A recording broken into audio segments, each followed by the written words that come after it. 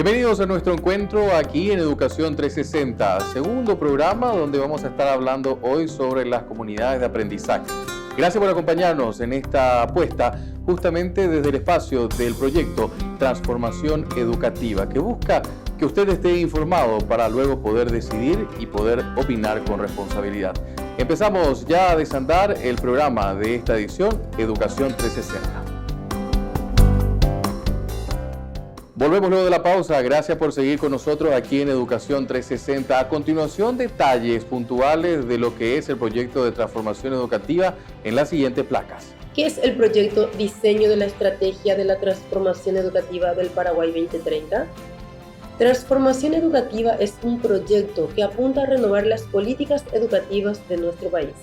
Es una oportunidad de diálogo participativo y democrático con todos los sectores de la sociedad sobre la educación que necesitamos. El proyecto tiene por objetivo diseñar el Plan Nacional de Transformación Educativa, plasmado en una política pública de largo plazo, desarrollado a través de un amplio proceso participativo que conduzca a lograr un pacto social.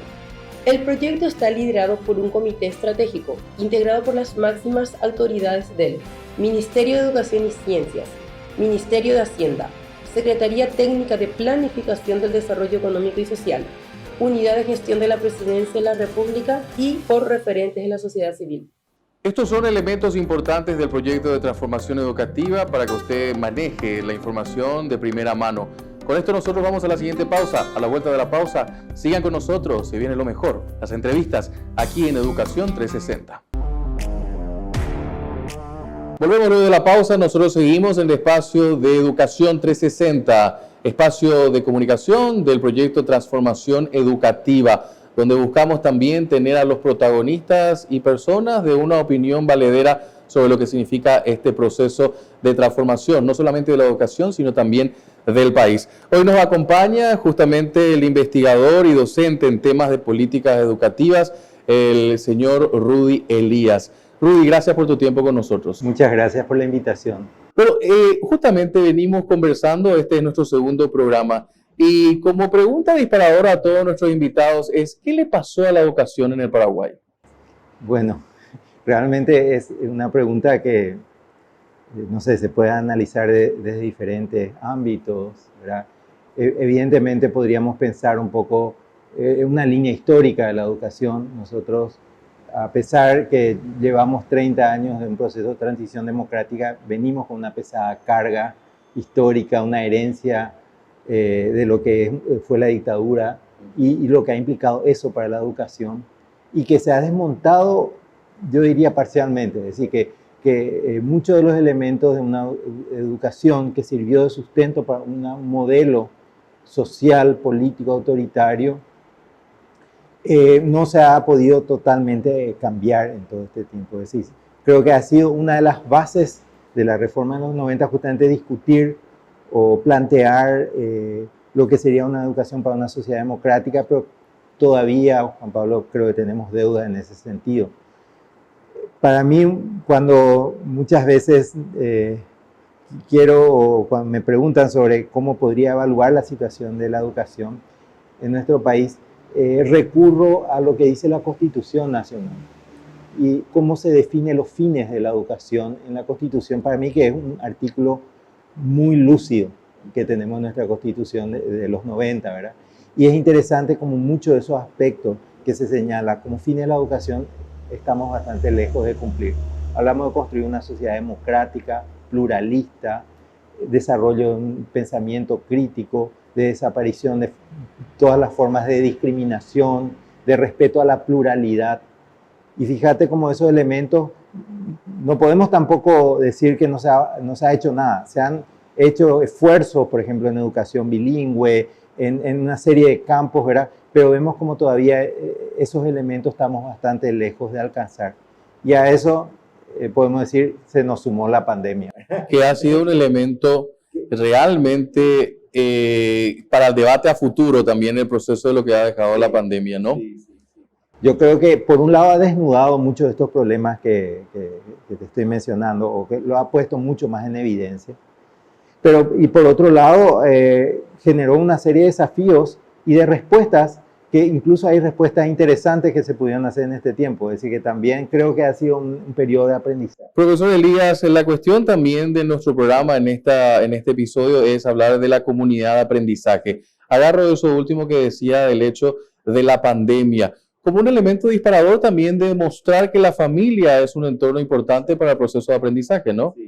Sí, el concepto de comunidad de aprendizaje a mí me parece un concepto muy interesante para la educación, porque es sacar el peso exclusivamente en una visión muy individualista y centrada en el aprendizaje de un estudiante concreto o de un docente específico, ¿verdad? Sino realmente un proceso que se da de una forma mucho más amplia, participativa y que involucra a diferentes actores, ¿verdad? Diferentes grupos.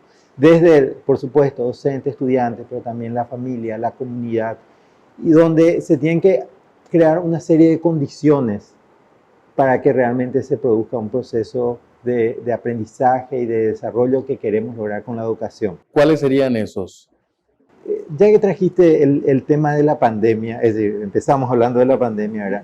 Creo que un elemento muy interesante dentro de todo lo terrible que ha sido esto es enseñarnos que la solución no es una solución individual, no es una persona, no me puedo salvar solo, es una solución colectiva, es una solución donde todos tenemos que aportar, todos tenemos que vacunarnos, no basta que algunos se vacunen, otros no, o que yo diga no me quiero vacunar.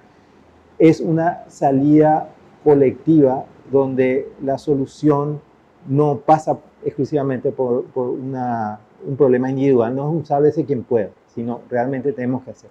Ahora, ese proceso, profesor Elías, me parece interesante tomarnos un segundo para explicar un poco cómo podría llevarse a cabo eso desde nuestra matriz cultural, viniendo de una herencia histórica de salvataje, porque el paraguayo per se es una persona que busca salvarse ante cualquier edición, ante cualquier episodio, ¿no?, de la vida misma. Pero, ¿cómo nos da el hecho de poder trabajar en la comunidad de aprendizaje, entendiendo que tiene que ser una cuestión colectiva? Es una transformación mental también eso. Sí, Juan Pablo, y estoy de acuerdo contigo. Muchas veces nuestra forma de reaccionar es esto muchas veces sálvese quien pueda. Pero creo también, y probablemente en eso es algo muy interesante de analizarlo, que también tenemos dentro de nuestras bases culturales elementos muy interesantes de la solidaridad. Es decir, si tomamos el ejemplo de las ollas populares o la escuela, ya que estamos centrando en este tema, siempre ha sido también un esfuerzo de la comunidad, ¿verdad? Desde la construcción de la escuela, ¿verdad?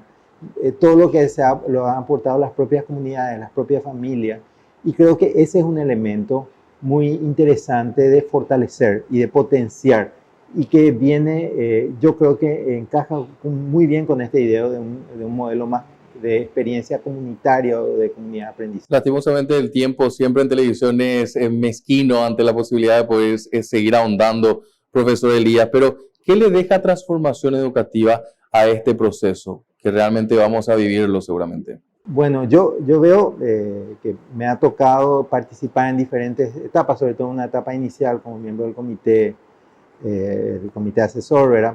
Que el proceso de transformación educativa implica probablemente un proceso mucho más largo y complejo de lo que inicialmente se pensó y de que, tengo que decirlo, yo mismo había considerado. Es decir, justamente construir un proceso participativo de diálogo no es fácil. Entonces creo yo que tenemos que profundizar esta cuestión de la discusión, del debate, del diálogo político. Porque justamente estaba leyendo un artículo de un sociólogo que seguramente le conoce, porque estuvo muy vinculado, por ejemplo, a la OEI, ahora es director de la Flaxo Argentina, que es Alberto Quevedo, ¿verdad? Que tiene un libro reciente que se llama Polarizados. Habla un poco sobre la sociedad argentina, ¿verdad? Y lo difícil que es realmente esa idea de construir algún consenso, ¿verdad? Y la necesidad de un consenso mínimo para cualquier política de Estado, ¿verdad? Yo creo que en eso tenemos que apuntar en esta etapa. Todavía tenemos que ser capaces de un diálogo político y de construir unos consensos mínimos y a partir de ahí ir construyendo, yo diría incluso educándonos en el diálogo. ¿Y es el camino en la transformación educativa? Yo creo, en un sentido amplio, sí. Es decir, podemos empezar a discutir la propuesta técnica, el diagnóstico, la estrategia, y ahí podemos ver que hay cosas que podemos estar de acuerdo o no, ¿verdad? Pero sí, yo creo que en la idea, en el concepto de la necesidad y de encaminar un proceso de transformación educativa es algo totalmente necesario. Vamos a dejar como testimonio de este programa. ¿Cuál le gustaría que sea su mensaje en torno a esto? Uno de los mensajes tal vez, Juan Pablo, es que no tenemos que renunciar al diálogo, a la discusión, al debate pluralista. Yo creo que nos está costando mucho eso en nuestra sociedad. Vemos lo diferente casi como un peligro, no como una posibilidad de enriquecernos. Entonces creo que algo que tenemos que, creo yo, desarrollar mucho como sociedad y como sistema educativo es promover justamente la discusión, el diálogo, la escucha, y sobre eso poder ir construyendo nuestras grandes líneas de política. Y también reconociendo que, volviendo un poco a esa cuestión histórica, nuestro país también vive una situación ya hace mucho tiempo de mucha desigualdad. Y el sistema educativo de alguna forma no va a solucionar solo un sistema educativo, pero debe contribuir a construir una sociedad menos desigual. Profesor, gracias por su tiempo. Gracias a vos. Rudy Elías con nosotros, docente e investigador de temas de políticas educativas. Sigan con nosotros ya a la vuelta de la pausa. Estamos con más de Educación 360.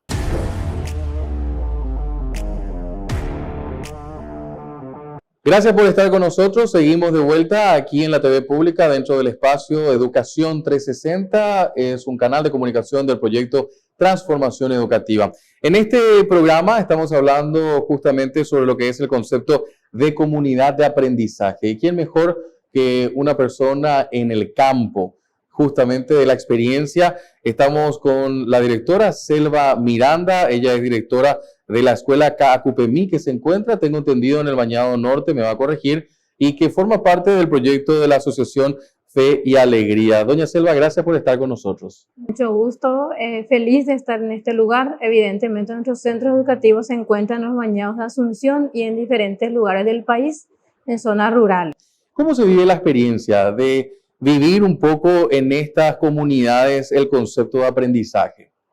Es muy desafiante porque abarca mucho. Hay que entender que las escuelas de fe y alegría están instaladas en las comunidades gracias al pedido precisamente de la comunidad, ¿verdad? Donde hay interés, donde realmente el derecho a la educación tiene que llegar, es donde se instalan las escuelas de fe y alegría. Por eso desde el inicio de la gestación de la institución educativa ya se tiene esa conversación con la comunidad y ahí se entiende también que el derecho al aprendizaje es de todos y la obligación también. Me decía que está viniendo para esta entrevista de estar trabajando con 300 niños más o menos, ¿no? Sí, este año tuvimos el gran desafío de contar con una matrícula más de lo que solemos tener debido a que durante la pandemia también tuvimos una experiencia muy linda de poder dar una respuesta diferente a los chicos. Cuando hablamos del concepto de comunidad estamos hablando de varios actores y en este caso, en el ejemplo de ustedes de CACUPEMI, ¿cómo se integra esa comunidad? Bien, hay que entender algo, que la escuela no es solamente el alumno y el docente. Para que la escuela se instale y sea realmente una institución que abarque un aprendizaje comunicativo, tiene que estar los diferentes actores, partiendo precisamente de los familiares, los padres, inclusive aquella persona que está en el entorno inmediato que nosotros le llamamos, ¿verdad? Podría ser no padre de familia, pero sí un colaborador inmediato en la comunidad. Él también forma parte de ese eje transversal que nosotros le llamamos en la escuela para poder garantizar que el aprendizaje se vaya dando, ¿verdad? El diálogo constante, precisamente, para que se instale esa institución allí, el poder analizar juntos cuál es la realidad del contexto. Ahí es donde dispara muchas veces el verdadero aprendizaje, cuando uno realmente entiende su contexto real. Y para poder entender el contexto tenés que estar en sintonía con los agentes de la comunidad, ¿verdad? El presidente de la comisión vecinal, el de dispensario, el de seguridad, el vendedor inclusive, para que también uno pueda tener un diálogo mucho más significativo para que ese aprendizaje que el niño va llevando desde la realidad que tiene al aula y del aula a su realidad nuevamente sea en sintonía. Para que la comunidad funcione también tiene que existir un elemento transversal que es la confianza. Así mismo. ¿Cómo se construye esa confianza? Eso es muy importante, porque generalmente las escuelas de fe y alegría nacen dentro de esa misma confianza, porque son los propios padres quienes hacen el primer censo para que las escuelas se puedan crear. Ok. Generalmente son ellos quienes recorren la comunidad y hacen el censo para hacer un relevamiento de datos. Entonces, es decir, que desde la gestación los padres están muy en conocimiento de cuáles son el nivel de niños que tenemos y en qué nivel académico también está. Eso es uno. Lo otro, las tomas de decisiones que se dan al interior de la institución y al exterior, como nosotros le llamamos, lo hacemos siempre dentro de una asamblea, que es generalmente de alumnos, padres y colaboradores de la comunidad. Pero los tres elementos o los tres componentes tienen que estar en sintonía. Cuando existen también las limitaciones, porque nuestro centro educativo, CACUPEMI, teniendo en cuenta la experiencia de CACUPEMI, ha atravesado por varios elementos muy difíciles. Desde la ausencia de agua potable durante 15 años, la escuela siempre tuvo una dificultad del acceso al derecho al agua, estando en capital a 3 kilómetros de la capital de Asunción, igual sufre el poder acceder al agua potable. Luego a la inundación, porque fuimos la primera escuela en el país en zona rojo, porque estuvimos inundados por completo, tuvimos que salir del territorio. Posterior a eso, la reconstrucción de una escuela que no es fácil, y luego la pandemia, ¿verdad? Entonces, la escuela tiene muchos escenarios en el cual realmente lo que salvó el acto educativo fue esa confianza entre los elementos. Que es muy importante destacar con esos ejemplos que nos dio. Ahora, desde el punto de vista de lo que es el proceso de transformación educativa, ¿cómo se vincula justamente con el ejemplo que ustedes están viviendo? Precisamente la realidad en la cual uno se encuentra no puede limitar la educación. Uno no puede decir que se va a limitar porque simplemente tiene una dificultad allí. Eso tiene que transformarlo. Incluso esa limitación que tiene allí tiene que llevar a esa transformación y a ese aprendizaje. Porque hay que entender que lo que nosotros estamos desarrollando no son contenidos, sino capacidades y habilidades y por sobre todo destreza en las personas en quienes estamos allí, ¿verdad? No solamente el estudiante, también tiene que ser capaz el padre, el hermano, el propio profesor a poder desarrollar nuevas destrezas en escenarios difíciles, en escenarios donde muchas veces hay cosas que no vas a contar y que tenés que saber crear. Incluso nosotros siempre decimos que el mejor lugar donde uno conoce la creatividad de un ser humano es precisamente en las escuelas que están en estas zonas. Doña Selva, ¿es el camino la transformación educativa? Yo estoy segura de que si se toman esos elementos de poder tener el diálogo constante, la unión de esos elementos de la comunidad, más la incursión de nuevas innovaciones, yo creo que allí estaríamos precisamente en la transformación educativa. Porque la transformación educativa no tendría que basarse solamente en transformaciones en materiales o de edificios. Realmente la transformación tiene que pasar por la persona y por las capacidades y habilidades que la persona vaya desarrollando con el tiempo que va y según sus propias habilidades. ¿Qué podemos dejar como conclusión? Para mí es muy importante entender que el escenario de educación en el cual realmente un niño o niña necesita es allí donde realmente nos encuentren todos unidos. Porque precisamente durante el tiempo de la pandemia, inundación y la falta de agua, la unidad entre todos fue lo que llevó a flote a que nuestra escuela hoy cumpla 21 años de servicio, con gente que hoy día ya son profesionales, inclusive están trabajando ya en nuestra escuela, y que hoy Fe y Alegría cumpla también y celebre 30 años en el país haciendo transformación educativa desde los contextos difíciles. Y eso replicar en todo el país. Exactamente. Dios permita también que esos que hoy están sean multiplicadores de ese aprendizaje tan significativo que queremos. Doña Selva, gracias por su tiempo. Muchas gracias. Doña Selva Miranda, directora de la escuela CACUPEMI, de la Asociación Fe y Alegría, hablando con nosotros aquí dentro del espacio de Educación 360. Sigan con nosotros, a la vuelta de la pausa estamos con más.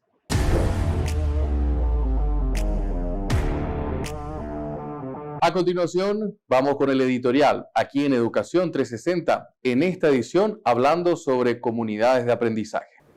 Transformación educativa propone como opción pedagógica y como modelo orientador del currículum a las comunidades de aprendizaje, considerando a la familia, a la escuela y a la comunidad en general como parte de esa comunidad que aprende, en su contexto y en sus condiciones de desarrollo.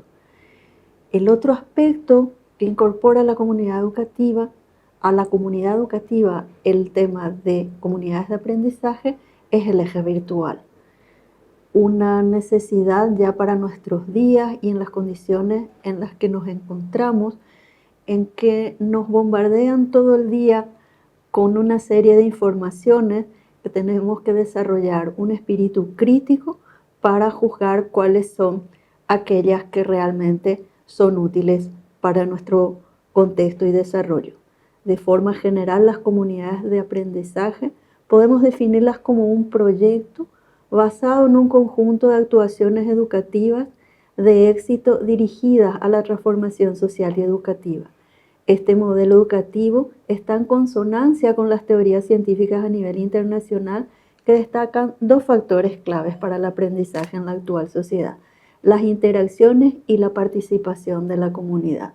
Toda la comunidad aprende, toda la comunidad trabaja unida por la educación, y la educación ya no es un proceso que termina en la escuela. La educación es un compromiso para toda la vida. Ha sido un gusto compartir con ustedes y por supuesto con los invitados en esta edición número 2 del programa Educación 360, parte del proyecto de transformación educativa. La próxima semana estaremos con más. Les invitamos a que nos acompañen todos los viernes de 20 a 20 y 30 para conocer de la mano de los protagonistas y por supuesto con las informaciones de primera mano todo lo que implica este gran proyecto de transformación educativa. Porque la educación es compromiso de todos. Hasta la próxima edición.